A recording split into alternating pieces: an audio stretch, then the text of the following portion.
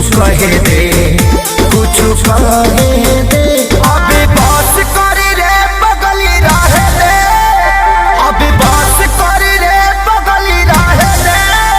दर्द तेरे मारी वो पहिले सहे दे, अभी बस करी रे बगली रहे दे। दर्द तेरे मारी वो पहिले सहे दे।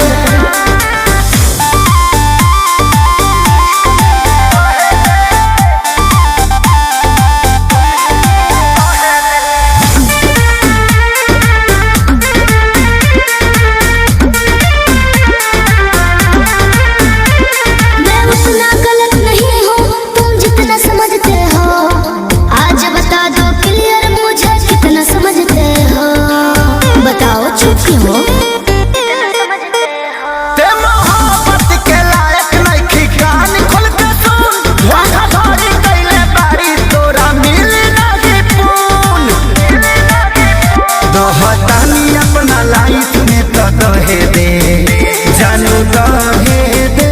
अभी बस करी रे बगली रहे दे, अभी बस करी रे बगली रहे दे।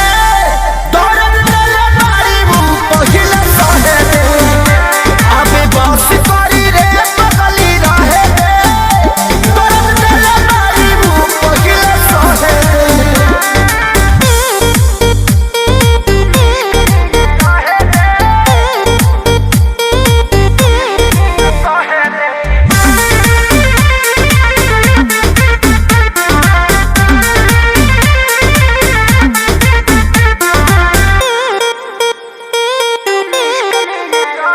मैं कहीं रहूं पर जाना तुम पे मरती रहूंगी जी, 40% प्यार तुमसे करती रहूंगी जी। दिल के कोने में